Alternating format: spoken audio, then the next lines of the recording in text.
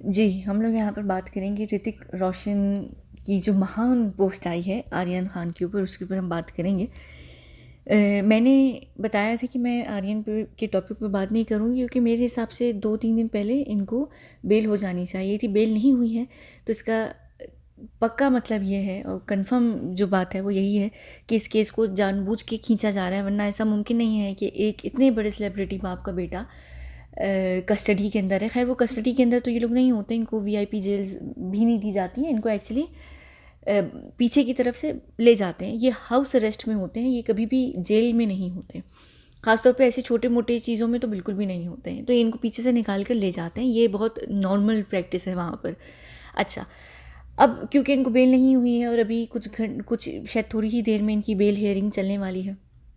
यहाँ और वहाँ के टाइम में काफ़ी फ़र्क है, तो मुझे इतना एग्जैक्टली पता नहीं है, मैं फॉलो नहीं कर रही इस केस को। लेकिन जो मुझे बहुत अजीब सी चीज़ लगी वो लगी यहाँ पर ऋतिक रोशन का आर्यन खान को सपोर्ट करना। लेकिन फिर अगर हम इस चीज़ को इस तरह से सोचें, ये इतनी भी बड़ी बात नहीं है, क्योंकि कहते हैं ना एक ही थाली के बैंगन हैं सारे। तो जाहिर सी बात है कि अगर एक की पैंट उतरेगी तो दूसरा उसकी पैंट को पकड़ेगा, और जब दूसरे की गिरेगी तो पहला उसकी पैंट को पकड़ेगा, ताकि जितने नंगे हैं ये सिर्फ एक दूसरे को देखें, बाकी लोगों को ना देखें।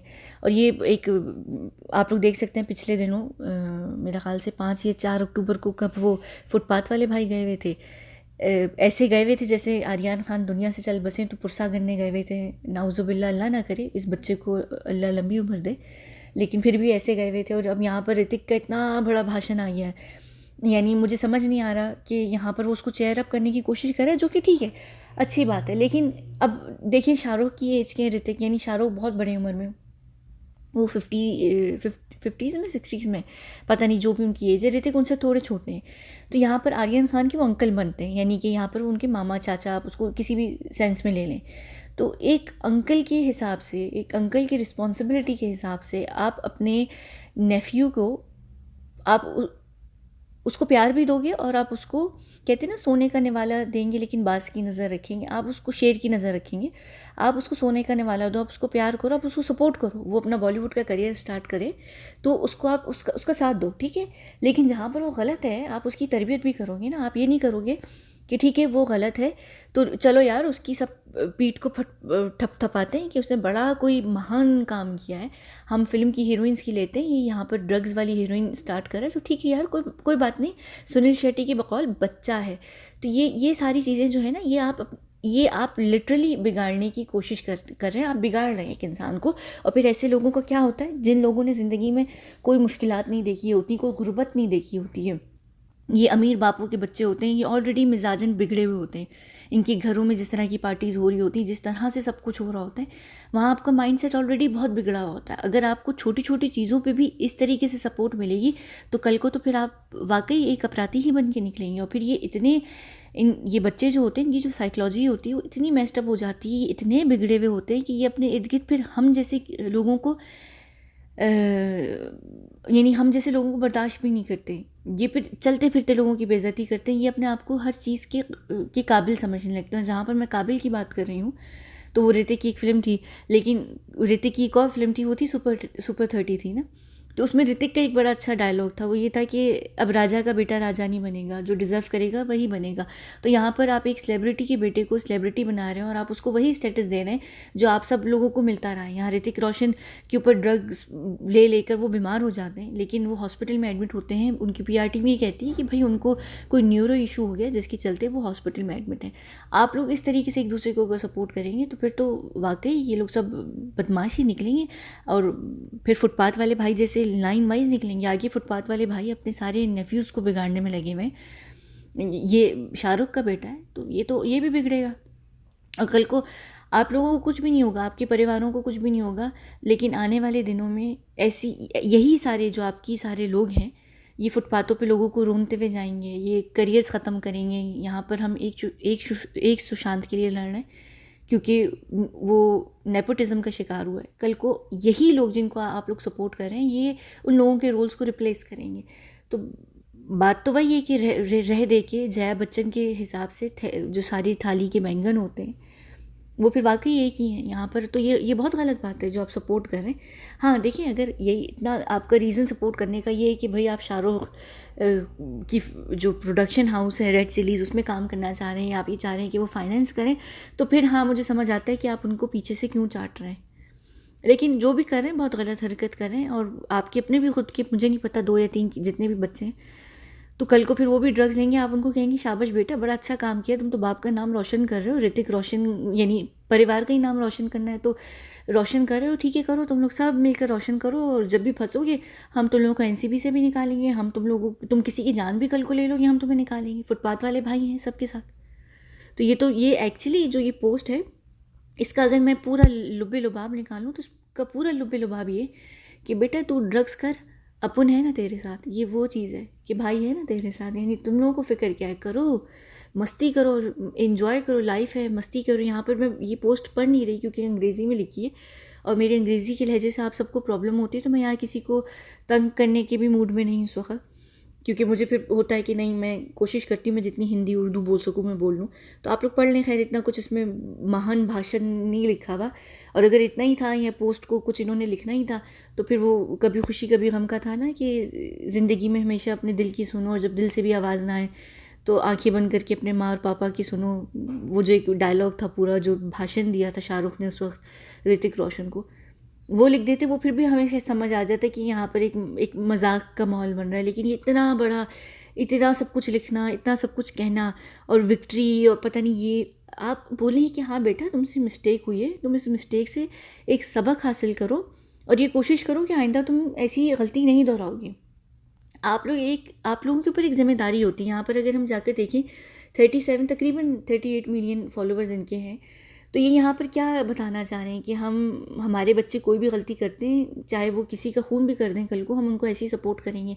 और यहाँ पर क्योंकि सपोर्ट ही की बात हो रही है तो ये फुटपाथ वाला मनहूस तरीन इंसान का है, क्या नाम है इसका, ये यही होता है। हाँ अब देखिए ना, इसकी ज़िंदगी में मैं बताती हूँ, इसकी ज़िंदगी में इसके जो पिता हैं उन्होंने रज के अपने बेटे को बिगाड़ा है।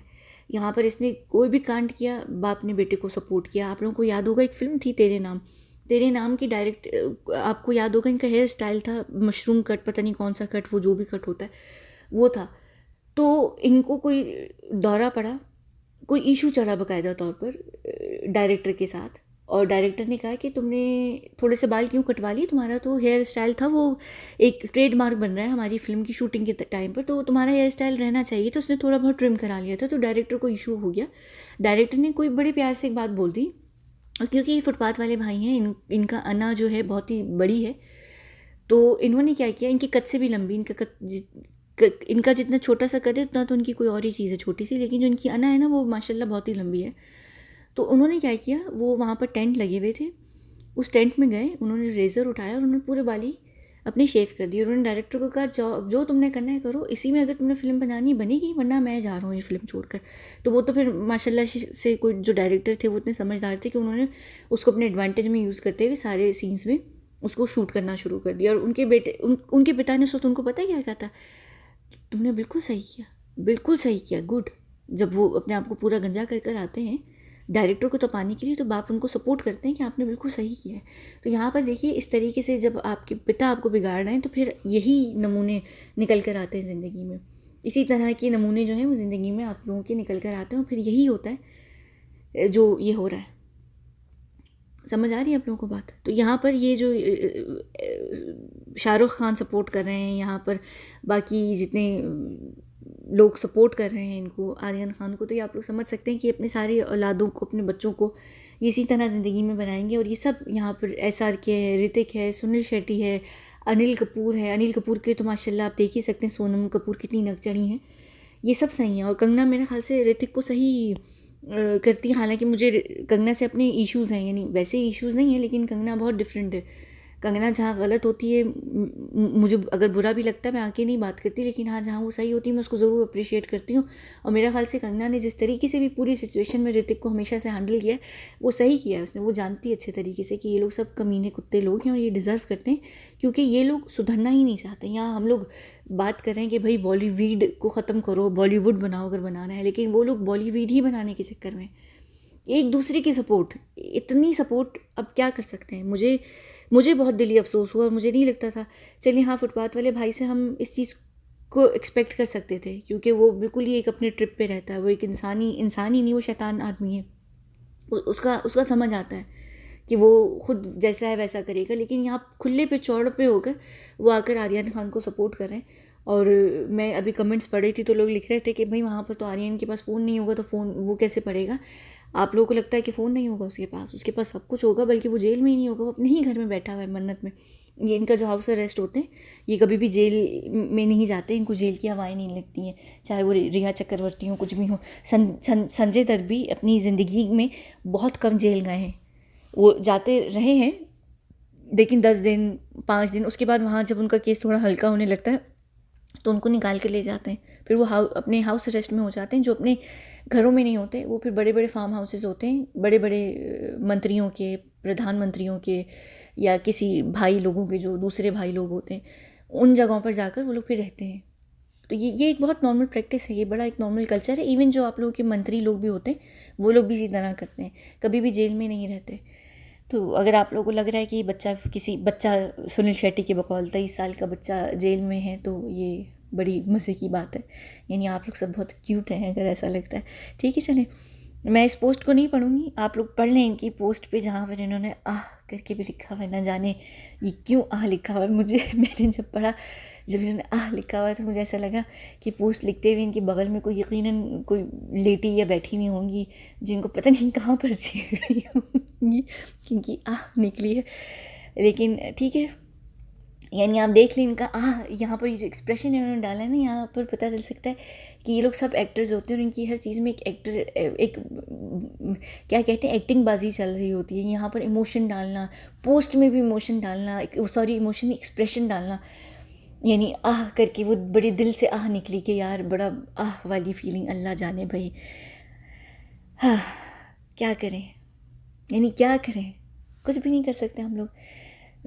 बस ये जो बॉलीवुड है, इसको हम इसे इसी तरह से गिरा सकते हैं कि शाहरुख की, क्योंकि यहाँ पर बात हो रही है, तो शाहरुख की एक फ़िल्म थी जिसका नाम फ़ैन था।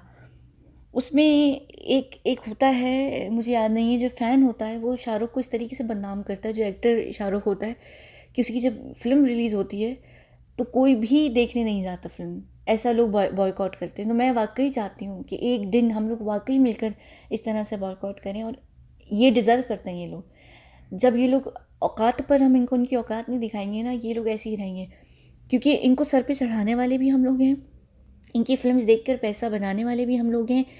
हमारे ही टिकट्स और हमारी ही वजह से इनको डील्स मिलती हैं, हेड डील्स मिलती हैं, ये पैसा कमाते हैं और ये उस पैसे से अपने अपने बड़े बड़े घर बनाते हैं। और हम लोगों को, जब हम इनके आगे पीछे जाते हैं ऑटोग्राफ्स लेने, ये करने, तो ये अपने बॉडी गार्ड्स को ले आते हैं और ये हमें ऐसे ट्रीट करते हैं जैसे हम अछूत की बीमारी हैं, ना हम कोरोना वायरस हैं, हम एड्स हैं, जिससे इनको दूर रहना बहुत ज़रूरी है।